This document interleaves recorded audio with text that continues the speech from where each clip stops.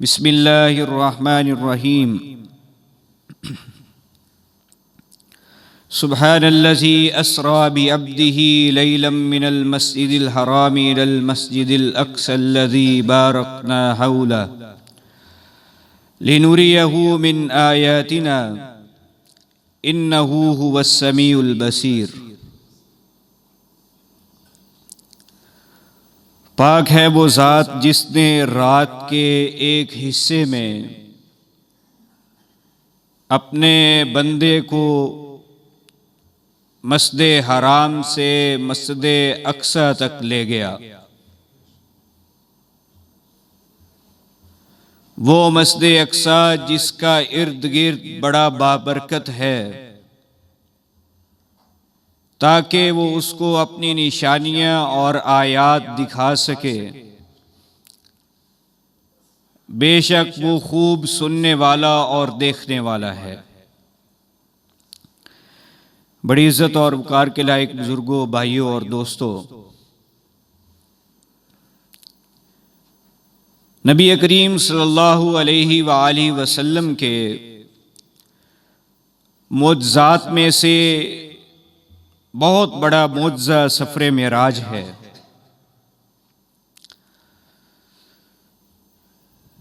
اس کی تفصیلات بہت زیادہ ہیں۔ ہم 2 خطبات جمعہ میں اس میں سے چند چیزیں آپ کے سامنے رکھیں گے۔ بنیادی 2-3 باتیں ہیں معراج کے حوالے سے، وہ سمجھنے کے لائق ہیں۔ پہلے کہ سفر معراج نبی کریم صلی اللہ علیہ وآلہ وسلم کو بیداری میں روح اور جسم دونوں چیزوں کے ساتھ ہوا ہے، یعنی یہ کوئی خواب نہیں تھا۔ اور پھر معجزہ کہتے ہی اس کو ہیں جو عام عقل سے ماورا بات ہو، عقل جس کو تسلیم کرنے والی ہو، جو عقل میں سمجھ آنے والی ہو، وہ معجزہ نہیں ہوتی۔ اور پھر نبی کریم صلی اللہ علیہ وآلہ وسلم کو مکہ سے بیت المقدس اور بیت المقدس سے 7 آسمان سے اوپر سدرۃ المنتہا، جنت اور جہنم کے کچھ واقعات اور مشاہدات، اور پھر وہاں سے اللہ رب العزت کی طرف سے وحی کے ذریعے کچھ احکامات کا ملنا، پھر واپسی اور انبیاء کو نماز پڑھانا بیت المقدس میں، اور پھر مکہ اپنے گھر واپسی، یہ رات کے کچھ حصے میں ہوا ہے، پوری رات میں بھی نہیں ہوا۔ اگر آپ قرآن مجید کی اس آیت پہ غور فرمائیں تو 2 لفظوں پر میں آپ کی توجہ ضرور کروانا چاہوں گا۔ اس پہ مفسرین نے بھی بحث کی ہے۔ ایک ہے عربی کا لفظ اسرا۔ اسرا کا مطلب یہ ہوتا ہے رات کو سفر کرنا۔ اسرا کا لفظ آ جانے کے بعد لیلن کا لفظ لانے کی ضرورت نہیں تھی، اس کا مطلب بھی رات ہے۔ اسرا کا بھی رات میں معنی موجود ہے، اسرا میں بھی، اور لیل بھی رات کو کہتے ہیں۔ تو 2 دفعہ اللہ رب العزت ایک ہی لفظ کو لائے ہیں۔ اس کا مقصد یہ ہے کہ یہ پوری رات نہیں تھی۔ اسرا اکیلا کہتے تو پوری رات مراد ہوتی، جب لیلن کہہ دیا تو رات کا کچھ حصہ، ایک حصہ اللہ رب العزت نے، جس میں اللہ نے براق کو بھیجا، جبریل کی ڈیوٹی لگائی، وہ نبی کریم صلی اللہ علیہ وسلم کو لے گئے، اور اس میں بہت سی واقعات، بہت سی چیزیں اور بہت سی روایات موجود ہیں، جس میں درست بھی ہیں اور کچھ ایسی ہیں جو درست نہیں ہیں۔ آج ہم نبی کریم صلی اللہ علیہ وسلم کے مشاہدات میں سے وہ چیزیں آپ کے سامنے رکھیں گے جو درست احادیث میں موجود ہیں، جو صحیح حدیث میں موجود ہیں، جو ہمارے لیے واقعی نصیحت اور عبرت کے لائق ہیں۔ جو چیزیں آپ نے وہاں دیکھی، جو مشاہدات آپ نے کیے، اس کے حوالے سے۔ اور پھر کہ یہ نبی کریم صلی اللہ علیہ وسلم کی 2 دفعہ اس سفر میں مہمان نوازی ہوئی ہے۔ پہلی مہمان نوازی جب آپ کو مکہ سے بیت المقدس لے جایا گیا، مسجد اقصی۔ مسجد اقصی بڑی بابرکت مسجد ہے اور یہ انبیاء کی سرزمین ہے، بہت سے انبیاء کا اس مسجد سے تعلق رہا، اس سرزمین سے بہت سے انبیاء ہوئے، تو اس لیے اللہ نے قرآن مجید میں بھی کہہ دیا کہ اس کو اور اس کے ارد گرد کو ہم نے بڑا برکت والا بنایا ہے۔ اور نبی کریم صلی اللہ علیہ وسلم کی روایت ہے کہ لا تشد الرحال الا الى ثلاثۃ مساجد، کہ 3 مسجدوں کی طرف آپ ثواب کے اضافے کے لیے باقاعدہ سفر کر سکتے ہیں۔ ایک مسجد حرام جو مکہ میں ہے، دوسری میری مسجد جو مسجد نبوی ہے، اور تیسری مسجد اقصی ہے۔ ان 3 کے علاوہ کسی مسجد کی طرف باقاعدہ آپ اس نیت سے کہ وہاں جائیں گے تو ثواب زیادہ ہوگا، اجر زیادہ ہوگا، وہاں اعتکاف بیٹھیں گے تو اجر و ثواب زیادہ ہوگا، وہاں نماز پڑھیں گے تو اجر و ثواب زیادہ ہوگا، اس نیت سے سفر نہیں کر سکتے۔ ہاں، اس میں علماء نے یہ ضرور بیان کیا ہے کہ علم کی مجلس کے لیے، کسی اچھے عالم کی گفتگو سننے کے لیے، کوئی اچھی نصیحت حاصل کرنے کے لیے آپ عالم کا انتخاب کر سکتے ہیں، اچھے قاری کی قرات سننے کے لیے قاری کا انتخاب کر سکتے ہیں، وہاں آپ جا سکتے ہیں، لیکن اجر اور ثواب کے لیے جب آپ سفر کریں گے تو وہ صرف ان 3 مساجد کے ساتھ خاص ہے جن کا اجر اور ثواب بھی زیادہ ہے۔ تو وہاں اللہ نبی کریم صلی اللہ علیہ وسلم نے وہاں مسجد اقصی کو بھی شامل کیا، خانہ کعبہ اور بیت اللہ اور مسجد نبوی کے ساتھ، تو یہ بڑی بابرکت جگہ ہے۔ تو جب وہاں نبی کریم صلی اللہ علیہ وسلم پہنچے تو وہاں جبریل نے نبی کریم صلی اللہ علیہ وسلم کو 2 برتن پیش فرمائے، ایک دودھ کا برتن اور دوسرا شراب کا برتن۔ وہ شراب طہور تھی وہ بھی، اور ویسے بھی یہ شراب کی حرمت سے پہلے کا واقعہ ہے۔ تو نبی کریم صلی اللہ علیہ وسلم نے دودھ کو پسند فرمایا، جس پر جبریل نے فرمایا اخترت الفطرہ، آپ نے فطرت کو پسند فرمایا کہ دودھ بالکل جیسے دوہا جاتا ہے ویسے ہی نوش فرمایا، بالکل سیدھا۔ اور شراب کا اس کا پروسیس ہے بنانے کا کہ پہلے جو ہے وہ اس کا رس نکالا جائے، پھر اس کو گرم کیا جائے، پھر اس کا وہ پروسیس ہے۔ تو پروسیس والی چیز کے علاوہ نبی کریم صلی اللہ علیہ وسلم نے ڈائریکٹ فطرت والی چیز کو پسند فرمایا۔ تو ایک یہ آپ کی یہاں پہ مہمان نوازی ہوئی۔ پھر اس کے بعد نبی کریم صلی اللہ علیہ وسلم کو آپ نے فرمایا ثم اخذ بیدی فعرج الی السماء، پھر میرا ہاتھ پکڑا گیا اور مجھے آسمان کی طرف چڑھایا گیا۔ اب اس میں 2 طرح کی روایات ہیں۔ کچھ مفسرین نے سیڑھی کا تذکرہ بھی کیا کہ باقاعدہ سیڑھی لگائی گئی اور نبی صلی اللہ علیہ وسلم کو اوپر لے جایا گیا۔ براق آپ کی سواری، اس کی تیزی اتنی ہے کہ جہاں تک اس کی نظر ہے وہاں تک اس کا قدم جاتا ہے، اور یہ ایسے ہی حدیث میں موجود، اس کی تیزی اتنی ہے۔ اور یہاں سے پھر دوسرا یہ ہے کہ جبریل نے نبی کریم صلی اللہ علیہ وسلم کا ہاتھ پکڑا اور آسمان پہ چڑھ گیا۔ تو یہ دونوں چیزیں موجود ہیں۔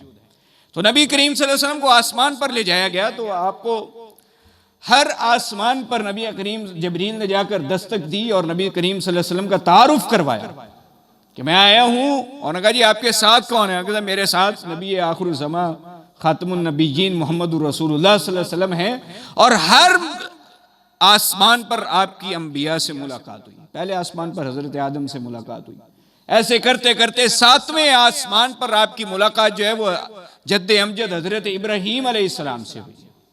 تو یہ دونوں جگہ یہ بڑی اہم ہے، پہلا آسمان اور 7واں آسمان۔ پہلے آسمان پر جب آپ کی ملاقات حضرت آدم سے ہوئی تو جس نبی کے پاس آپ گئے ہیں، جبریل نے پہلے نبی کا تعارف کرایا کہ یہ فلاں نبی ہے، آپ ان کو سلام کیجئے۔ نبی صلی اللہ علیہ وسلم نے ان کو سلام کیا، انہوں نے آپ کو مرحبا کہا، خوش آمدید کہا، سب نے آپ کا استقبال کیا، سب انبیاء نے 7 آسمانوں پہ باری باری ہر آسمان سے گزرے ہیں۔ اور اس میں مختلف روایات موجود ہیں کہ ایک آسمان سے دوسرے آسمان کا سفر بھی ٹھیک ٹھاک ہے، جیسے مکہ سے بیت المقدس کا سفر بڑی مسافت رکھتا ہے، اور اس وقت کی جو سواریاں تھی وہ 40 دن ایک سائیڈ کے لگاتے تھے، ایک سائیڈ کے 40 دن، ایک مہینہ سے 40 دن ایک سائیڈ کے لگتے تھے۔ اسی طرح زمین سے پہلے آسمان کا سفر، پہلے سے دوسرے، دوسرے سے تیسرے، 7ویں سے اوپر پھر سدرۃ المنتہا، یہ ٹھیک ٹھاک مسافت بنتی ہے۔ تو اس لیے یہ معجزہ ہے۔ اور جن لوگوں کو یہ شک و شبہ ہوا کہ یہ کوئی خواب تھا، یہ خواب نہیں تھا، یہ حقیقت تھا، اگر خواب ہوتا تو پھر تو یہ ضرورت ہی نہیں تھی کہ نبی صلی اللہ علیہ وسلم کی حضرت ابو بکر تصدیق فرماتے، صحابہ تصدیق فرماتے کہ ہاں اگر رسول کریم صلی اللہ علیہ وسلم کہہ رہے ہیں، اور کافر انکار کیوں کرتے اگر یہ خواب ہوتا؟ جو مشرکین مکہ نے انکار کیا وہ بھی اس بنیاد پہ کیا ہے کہ یہ گئے ہیں اور کر کے آئے ہیں تو یہ نہیں ہم مانتے. تو وہ پھر حضرت ابو بکر کو جب انہوں نے کہا کہ وہ تمہارا جو نبی ہے اور تمہارا جو دوست ہے وہ کہتا ہے کہ میں رات کے ایک حصے میں یہ سارا معاملہ کر رہے ہوں، انہوں نے کہا کہ اگر وہ کہتے ہیں تو پھر یقیناً سچ کہتے ہیں. وہیں سے ہوئے تھے صدیق، سب سے بڑے سچے، وہیں سے لقب پڑا تھا حضرت ابو بکر کا رضی اللہ تعالیٰ عنہ. تو یہ نبی کریم صلی اللہ علیہ وسلم کو بیداری میں سر، جب آپ کی ملاقات پہلے آسمان پہ حضرت آدم سے ہوئی تو آپ نے حضرت آدم کے دونوں اطراف دائیں اور بائیں سائے دیکھے. جب وہ دائیں دیکھتے تو مسکراتے، فرحت محسوس کرتے، جب وہ بائیں دیکھتے تو بڑے غمگین ہو جاتے. نبی کریم صلی اللہ علیہ وسلم نے جبریل سے پوچھا. اب دیکھیں اللہ نے تعارف کے لیے، استقبال کے لیے ڈیوٹی بھی کس کی لگائی؟ فرشتوں کے سردار. ہر جگہ جبریل ساتھ، ہر جگہ جبریل ساتھ ہے اور ہر چیز کا تعارف کر رہے ہیں، ہر چیز کے بارے میں بتا رہے ہیں. جیسے کسی ادارے میں کوئی بڑا جائے تو جس طرح کیٹیگری کا شخص جائے اس کیٹیگری کے آگے سے بندہ لگا دیا جاتا ہے کہ وہ اس کو جو انٹروڈکشن کروا دے. تو اللہ تعالیٰ نے جو فرشتوں کا سردار تھا اس کی ڈیوٹی لگائی کہ میرے نبی کو یہ سارا تعارف کروانا ہے، ساری سیر کروانی. تو حضرت جبریل کہتے ہیں کہ یہ حضرت آدم کے جو دائیں طرف ہیں یہ وہ روحیں ہیں جو جنت والی ہیں، ان کی اولاد میں سے. یہ جب ان کی طرف دیکھتے ہیں تو بڑی خوشی محسوس ہوتی ہے. اور جو ان کے بائیں طرف ہیں یہ وہ روحیں ہیں جو جہنم والی ہیں. جب ان کی طرف وہ دیکھتے ہیں تو غم زدہ ہو جاتے ہیں، بالآخر ان کی ساری اولاد ہے. تو وہ جب دائیں والوں کو دیکھتے ہیں، جنت والوں کو، تو بڑے مسکراتے ہیں، فرحت محسوس کرتے ہیں، خوشی محسوس کرتے ہیں. جب وہ بائیں والوں کو دیکھتے ہیں کہ یہ عذاب میں، تکلیف میں جائیں گے سارے، تو وہ بڑی تکلیف محسوس کرتے ہیں اور غم کرتے ہیں اس سے. تو یہ پہلا جو واقعہ نبی کریم صلی اللہ علیہ وسلم کے ساتھ، اس میں ہمارے لیے یہ سبق موجود ہے کہ یہ شروع سے اللہ رب العزت نے یہ ساری چیزیں لکھ دی ہیں. جیسے آپ نے فرمایا، آپ کی حدیث ہے کہ جب بچہ ماں کے پیٹ میں ہوتا ہے تو اس کی چیزیں لکھ دی جاتی ہیں، اس کی عمر لکھ دی جاتی ہے، اس کا رزق لکھ دیا جاتا ہے، اس کی خوش بختی اور بدبختی بھی لکھ دی جاتی ہے کہ نیک ہوگا یا بدبخت ہوگا. تو یہ ساری چیزیں لکھ دی جاتی. اسی طرح روحیں بھی ساری اللہ نے وہاں جمع کی. دوسرا، یہ اب دوسری مہمان نوازی آپ کی کہ جب آپ ساتوں آسمان سے گزر کر سدرۃ المنتہا کے مقام پہ پہنچے ہیں. اور سدرۃ المنتہا کے بارے میں بڑی تفصیلات ہیں، وہ کسی اور موقع پہ ذکر کروں گا، پورا جمعہ اس پہ لگے گا. اس کی تفصیلات کے بارے میں اور اس کے بارے میں جو ہمارے ہاں جو ہے وہ مختلف اسکول آف تھاٹس کے پرابلمز ہیں وہ بھی ذکر کریں گے ساتھ. تو وہ ایک علیحدہ کسی جمعے میں انشاءاللہ اس کو رکھیں گے. وہاں پہنچ کر آپ کی دوبارہ مہمان نوازی کی گئی. ابھی کریم صلی اللہ علیہ وسلم فرماتے کہ جب میں سدرۃ المنتہا کے مقام پہ تھا تو جبریل نے مجھے پھر ایک شراب کا برتن، ایک دودھ کا برتن اور ایک شہد کا برتن دیا. تو میں نے پھر دودھ کا برتن جو ہے وہ پسند فرمایا، پھر دودھ کو پسند فرمایا نبی کریم صلی اللہ علیہ وسلم نے. تو جبریل کہنے لگے ہی الفطرہ، حضور یہ فطرت ہے. آپ بڑی خالص چیزوں کو، فطرت کو پسند کر رہے ہیں، صاف شفاف چیز کو. التی انت علیہا و امتک، آپ اور آپ کی امت کا خاصہ ہی یہ ہے کہ فطرت پر قائم رہے گی. اور ایک روایت میں حضرت نبی کریم صلی اللہ علیہ وسلم فرمایا کہ جبریل نے مجھے کہا کہ اگر آپ شراب کو پکڑ لیتے تو آپ کی امت گمراہ ہو جاتی. یہ صحیح بخاری اور مسلم میں یہ لفظ موجود ہے کہ ہما انک لو اخذت الخمر غوت امتک، کہ اگر آپ شراب کو پکڑ لیتے، پسند کر لیتے تو آپ کی امت گمراہ ہو جاتی.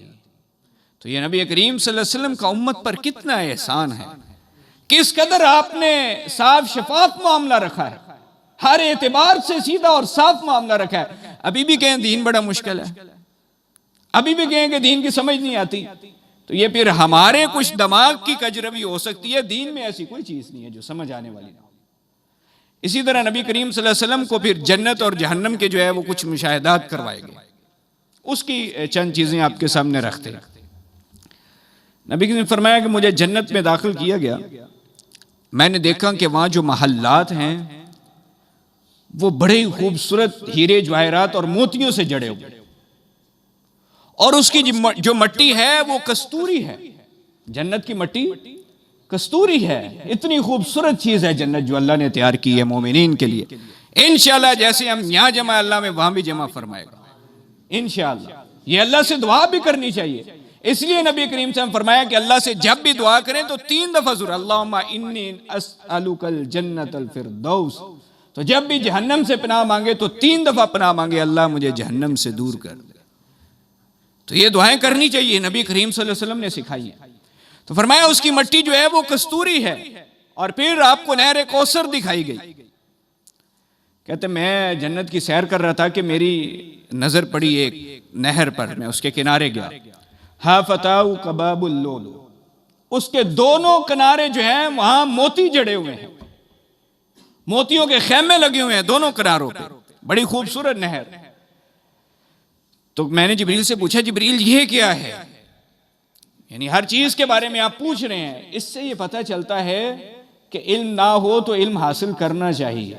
جس چیز کے بارے میں معلومات نہ ہو اس کے بارے میں معلومات حاصل کرنی چاہیے. تو نبی کریم صلی اللہ علیہ وسلم جبریل کو پوچھتے جبریل یہ کیا ہے؟ تو جبریل آگے سے کہتے حاذ الکوثر، یہ نہر کوثر ہے. الذی آتاک ربک عز وجل، یہ وہ نہر ہے جو اللہ نے آپ کو عطا کی ہے. یہ وہ نہر کوثر ہے جو اللہ نے آپ کو عطا کی ہے. نبی صلی اللہ علیہ وسلم فرماتے میں نے اس میں اپنا ہاتھ داخل کیا، اس نہر میں اپنا ہاتھ داخل کیا تو اس کی مٹی جو ہے وہ کستوری تھی، اس سے خوشبوئیں مہک رہی تھی.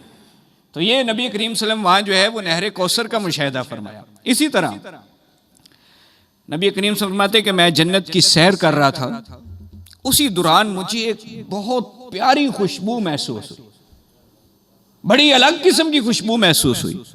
تو میں نے جبریل سے پوچھا جبریل یہ کیا ہے؟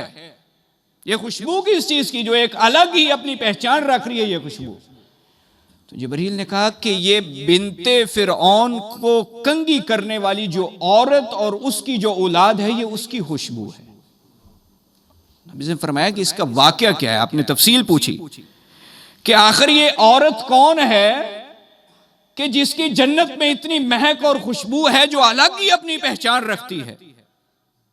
کہتے کہ یہ ایک عورت تھی، جبریل نے بتایا نبی کریم صلی اللہ علیہ وسلم کو، جو فرعون کی بیٹی کو کنگھی کرتی تھی. اس کے ہاتھ سے کنگھی گری تو اس نے کہا بسم اللہ، اللہ کے نام کے ساتھ اس نے کنگھی اٹھائی. تو اس لڑکی نے کہا جو فرعون کی بیٹی تھی اس اپنی خادمہ کو کہ یہ تم نے میرے باپ کا نام لیا ہے، یہ جو تم نے بسم اللہ کہا ہے یہ تم نے میرے باپ کا نام لیا ہے؟ اس نے کہا نہیں، یہ میں نے اس کا نام لیا ہے جو تمہارے باپ کا بھی رب ہے. اس نے کہا کہ بتاؤ ورنہ میں بابا کو شکایت لگاؤں گا. اس کا جواب شکایت لگا دو.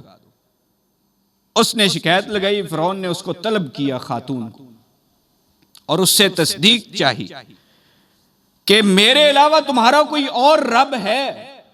یہ فرعون پوچھتا ہے اس خاتون سے.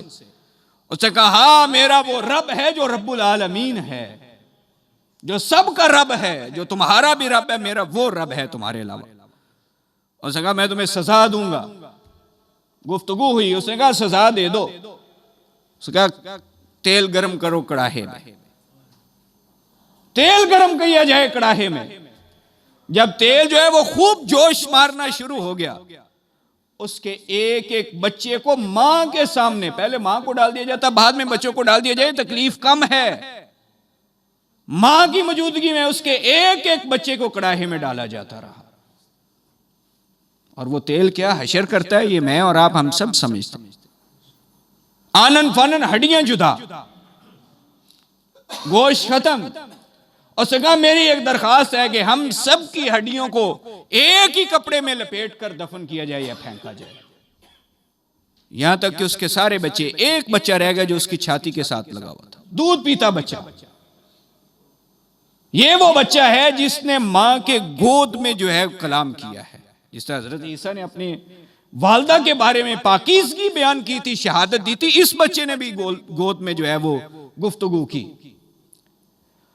تو اس کے بارے میں انہوں نے خیال کیا کہ اب یہ پیچھے ہٹ جائے گی جب یہ بچہ ہم اس سے کھینچیں گے. تو اس بچے نے، اللہ تعالیٰ نے اس کو قوت دی اور بچپن میں بلا دیا اس نے اپنی والدہ سے کہا یا امہ، اے والدہ، اقتحمی، چھلانگ لگا اس میں، اس کڑاہے میں کود جا، فَإِنَّ عَذَابَ الدُّنْيَا أَحْوَنُ مِنْ عَذَابِ الْآخِرَةِ۔ کیا بات کرتی ہو، آخرت کے عذاب سے دنیا کا عذاب کئی گنے کم اور ہلکا ہے، اس کی اس کے سامنے حیثیت ہی کوئی نہیں، اس کڑاہے میں چھلانگ لگا دے۔ تم نے نعرہ کیا لگایا، نظریہ کیا رکھا ہے کہ میں اس رب کو مانتی ہوں جو فرعون کا بھی رب ہے، جو سارے جہان کا رب ہے۔ تو نبی کریم صلی اللہ علیہ وسلم نے فرمایا کہ یہ وہ مہک تھی، یہ اس خاندان کی، اس عورت اور اس کے بچوں کی مہک تھی جو جنت میں الگ ہی اپنی پہچان رکھتی تھی۔ یہ ہے جو رب کا ہو جاتا ہے، رب اس کو پھر باقی رکھتا ہے۔ دنیا سے نام مٹنا ہی مٹنا ہے، ختم ہونا ہی ہونا ہے، ایک نہ ایک دن ہم سب نے جانا ہی جانا ہے، اس کے ہو کر جائیں تو وہ رب ہے جو قدردان بھی ہے اور باقی رکھنے والا بھی۔ اسی طرح نبی کریم صلی اللہ علیہ وسلم نے یہ جو واقعہ ہے، اس کو امام البانی کی کتاب الاسراء والمعراج، اس میں انہوں نے معراج کے جتنی احادیث ہیں ان کو جمع کیا ہے، اور اس میں انہوں نے چھان بین بھی کی ہے کہ کیا چیزیں ٹھیک ہے کیا ٹھیک نہیں ہے۔ اس روایت کو انہوں نے درست قرار دیا وہاں، اس لیے ہم نے آپ کے سامنے ذکر کر دیا۔ اس طرح نبی کریم صلی اللہ علیہ وسلم کی جب حضرت ابراہیم سے 7ویں آسمان پر ملاقات ہوئی تو حضرت ابراہیم نے علیہ السلام نے نبی کریم صلی اللہ علیہ وسلم کو کہا کہ اپنی امت کو میرا سلام پہنچائیے گا، اور ان سے کہیے، ان کو خبر دیجئے، ان کو بتلائیے کہ جنت کی جو مٹی ہے بڑی پاکیزہ ہے، بڑی خوبصورت مٹی ہے، اس کا پانی بڑا میٹھا ہے، اس کی زمین بڑی ہموار ہے، اس پہ شجر کاری کریں۔ اس پہ شجر کاری کیا ہے؟ کہا پڑھا کریں سبحان اللہ والحمدللہ ولا الہ الا اللہ واللہ اکبر، اور ایک روایت میں لا حول ولا قوت الا باللہ۔ یہ کلمات پڑھ کے وہ جو باغ اور باغیچہ اور جنت اللہ نے آپ کے لیے تیار کی ہے، اس کی مٹی بڑی خوبصورت اور کستوری ہے، اس کی جگہ بڑی ہموار ہے، اس کا پانی بڑا میٹھا ہے۔ یہ ابراہیم علیہ السلام کا پیغام ہے ہماری اس امت کے نام نبی کریم صلی اللہ علیہ وسلم کے ذریعے کہ یہ ورد پڑھا کریں، یہ اذکار کیا کریں اور جنت میں شجر کاری کیا کریں۔ کس قدر حسین اور خوبصورت کلمات ہیں، اور کیا نظام رکھا اللہ رب العزت نے ہمارے لیے۔ اسی طرح نبی کریم صلی اللہ علیہ وسلم نے وہاں دیکھا، جب آپ مشاہدات کر رہے تھے جنت اور جہنم کے، اسی دوران ایسے لوگوں کے پاس سے گزرے جن کے ناخن جو ہے وہ تانبے کے تھے۔ یہ جو ناخن لوہے اور تانبے کے ان کے ناخن ہیں، وہ ان ناخنوں کے ذریعے اپنا چہرہ اور اپنا سینہ چھیل رہے ہیں۔ نبی کریم سے فرماتے کہ میں چونک گیا، میں نے جبریل سے پوچھا جبریل یہ کون لوگ ہیں، یہ کون لوگ ہیں جو اس قدر اپنا برا حال کر رہے ہیں؟ تو جبریل نے کہا حضور ہؤلاء الذین یاکلون لحوم الناس وَيَكَعُونَ فِي أَعْرَاضِهِمْ، یہ وہ لوگ ہیں جو لوگوں کا گوشت کھاتے ہیں اور ان کی عزتوں پر حملہ کرتے ہیں۔ مطلب کیا؟ غیبت کرنے والے۔ غیبت انتہائی کبھی جرم ہے، اور اس کو یہ قرار دیا گیا کہ ایسے ہی ہے جیسے آپ اپنے مردہ بھائی کا گوشت نوچ رہے ہیں دنیا میں۔ تو وہاں بھی اللہ نے یہی دکھایا، نبی کریم صلی اللہ علیہ وسلم کو مشاہدہ کروایا کہ جو غیبت کرنے والے ہیں، اور ہماری مجلس سے الا ماشاء اللہ اس وقت کہتے ہیں جتنے اتنا مجلس دا مزہ ہی نہیں آیا، چسکے لینے کے لیے، مزے دوبالا کرنے کے لیے غیبتیں کرتے ہیں، کسی شخص کا تذکرہ شروع کر دیتے ہیں جو اس مجلس میں موجود نہیں، اگر وہ تذکرہ آپ اس کے سامنے کریں تو اس کو ناگوار گزرے، یہ غیبت ہے۔ اگر وہ بات اس میں موجود ہی نہیں پھر تو بہتان ہو گیا، پھر اس سے بڑا جرم بن جائے گا۔ اس لیے اس سے اجتناب کرنا چاہیے۔ نبی کریم صلی اللہ علیہ وسلم نے وہاں مشاہدہ کیا اس کا۔ اسی طرح نبی کریم صلی اللہ علیہ وسلم نے ایک اور مشاہدے میں ایک چیز آئی، آپ ایسے لوگوں کو دیکھا جن کے ہونٹ آگ کی کینچی کے ساتھ کاٹے جا رہے ہیں، بڑے بڑے ہونٹ اور آگ کی کینچی کے ساتھ ان کو کاٹا جا رہا ہے۔ یہ آپ نے مشاہدہ کیا معراج کی رات۔ آپ نے جبریل سے پوچھا یہ کون ہے؟ کہا ہؤلاء خطباء من امتک یامرون الناس بالبر وینسون انفسهم وهم یتلون الکتاب افلا یاکلون، یہ آپ کی امت کے خطباء واعظین ہیں، لوگوں کو نیکی کا حکم دینے والے اور اپنے آپ کو بھول جانے والے۔ اللہ اکبر۔ کہا آپ کی امت کے یہ خطباء ہیں، علماء ہیں، جو لوگوں کو نیکی کا حکم دیں اور اپنے آپ کو بھول جائیں، دوسروں کو نصیحت خود میاں فضیحت، اوروں کو بتلاتے رہے، سکھاتے رہے، حدیث سناتے رہے، قرآن سکھاتے رہے، اور خود اپنے عمل میں نہیں لے کر آئے چیزوں کو۔ بے عمل خطباء، بے عمل عالم دین، بے عمل دین سکھانے والے، بے عمل قاری قرآن۔ فرمایا یہ وہ لوگ ہیں، نبی کریم صلی اللہ علیہ وسلم نے ان کو اس حالت میں دیکھا کہ ان کے ہونٹ جو ہیں وہ آگ کی کینچی کے ساتھ کاٹے جا رہے ہیں۔ اعاذنا اللہ من، اللہ ہم سب کو محفوظ رکھے اس سے۔ اسی لیے فرمایا تھا کہ عمل سے بنتی ہے زندگی، جنت بھی جہنم بھی، یہ خاکی اپنی فطرت میں نہ نوری ہے نہ ناری، تو یہ عمل سے ساری باتیں سیدھی ہونی۔ کھپ لیں، بیان کر لیں جتنی چیزیں مرضی، جب تک کوئی چیز عمل میں نہیں آتی اس کا فائدہ نہیں ہوتا۔ عمل میں لائیں چیزوں کو۔ اسی طرح نبی کریم صلی اللہ علیہ وسلم نے دیکھا وہاں پہ ایک اور مشاہدہ آپ کا، فرماتے کہ میں ایسے شخص سے پاس سے گزرا جو ایک نہر میں تیر رہا ہے، وَيُلْكَمُ الْحِجَارَ، وہ تیر رہا ہے، اس کے منہ میں پتھر ڈالے جا رہے ہیں۔ تو میں نے جبریل سے کہا یہ کون ہے؟ کہا آکل الربا، یہ سودی کاروبار کرنے والا، یہ سود کھانے والا، سودی معاملات کرنے والا۔ اس کو اللہ تعالیٰ نے وہاں بھی نبی کریم صلی اللہ علیہ وسلم کو مشاہدہ کروا دیا کہ یہ وہ شخص ہیں جو سود کا معاملات کریں گے۔ اسی طرح نبی کریم صلی اللہ علیہ وسلم نے جنت میں جب آپ مشاہدہ کر رہے تھے تو آپ نے اپنے آگے آہٹ سنی قدموں کی، تو جبریل سے پوچھا یہ کون ہے؟ کہا حضور یہ آپ کا غلام بلال ہے رضی اللہ تعالی عنہ، یہ اس کے قدموں کی آہٹ ہے جو آپ یہاں سن رہے ہیں۔ تو حضرت بلال فرماتے ہیں کہ جب نبی کریم صلی اللہ علیہ وسلم واپس آئے تو آپ نے میرے سے پوچھا بلال ذرا سوچ کر بتاؤ تمہیں ایسے کس عمل سے امید ہے جو تم کرتے ہو کہ میں نے تمہارے قدموں کی آہٹ جنت میں سنی؟ کہا حضور سوچ پہ پڑ گئے، سوچنے کے بعد بتاتے حضور ایک چیز ہے جس کے بارے میں مجھے یہ امید ہے کہ میرے اس عمل کی وجہ سے اللہ نے یہ مشاہدہ آپ کو کروایا ہے، اور وہ یہ ہے کہ میں جب بھی وضو کرتا ہوں دن ہو یا رات ہو اس کے بعد نماز ضرور پڑھتا ہوں، چاہے 2 نفل ہی ہوں، جتنی اللہ مجھے توفیق دے۔ اس کو کہتے ہیں تحیۃ الوضو۔ تو وضو کے بعد 2 نفل پڑھنا اور وضو کے حالت میں رہنا، اس کی بڑی فضیلت ہے۔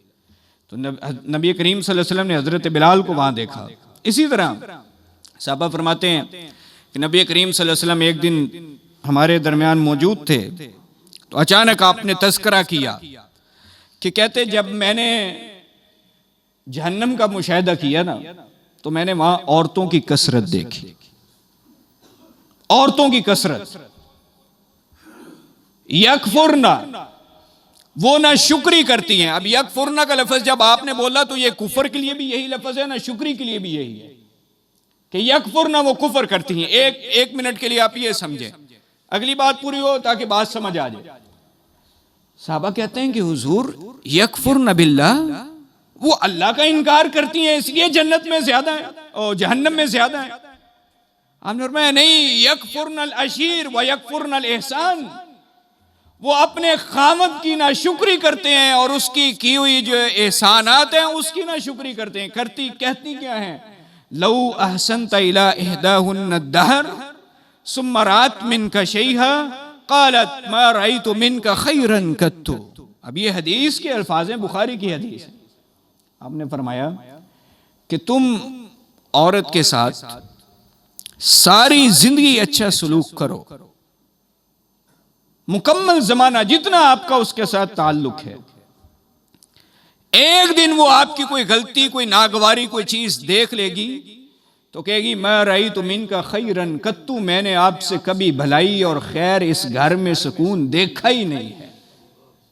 تو یہ جو اس کا جملہ ہے اس کی وجہ سے میں نے ان کی کثرت کو جہنم میں دیکھا کہ وہ ایک کسی معاملے کی وجہ سے پیچھے کیے ہوئے سارے احسانات اور معاملات پہ پانی پھیر دیتے، اور یہ مزاج ہے۔ اس لیے نبی کریم صلی اللہ علیہ وسلم فرمایا کہ ان کو حضرت آدم علیہ السلام کی، ہمارے جو والد محترم ہیں، ان کی بائیں طرف والی پسلی سے پیدا کیا گیا۔ ہماری ماں اماں حوا کو اللہ نے اپنی قدرت سے بائیں پسلی سے پیدا کیا، اور آپ نے فرمایا یہ پسلی ٹیڑھی ہوتی ہے، جو ان کو سیدھا کرنے کا کوشش کرے گا وہ توڑ بیٹھے گا۔ تو اس لیے آپ نے ان کے بارے میں نرمی کے اور ان کے ساتھ حسن سلوک کی تلقین فرمائی، لیکن ان کو بھی یہ خیال کرنا چاہیے کہ یہ جو نبی کریم صلی اللہ علیہ وسلم مشاہدہ کر کے آئے ہیں کہ یہ چھوٹی چھوٹی باتوں پر پوری زندگی کے معاملات کو ایک منٹ میں داغدار کر کے رکھ دیں اور نہ شکری پہ اتریں، تو یہ رویہ نہ شریعت کو پسند ہے اور نہ اللہ رب العزت کے یہاں پسندیدہ ہے۔ اللہ تعالیٰ سے دعا ہے کہ اللہ تعالیٰ ہمیں معراج کے یہ جو واقعات ہیں اور نبی کریم صلی اللہ علیہ وسلم کے جو مشاہدات ہیں اس سے سبق حاصل کرنے کی توفیق عطا فرمائے اور ہمیں اپنی زندگیاں درست کرنے کی توفیق عطا فرمائے۔ وآخر دعوانا ان الحمدللہ رب العالمین۔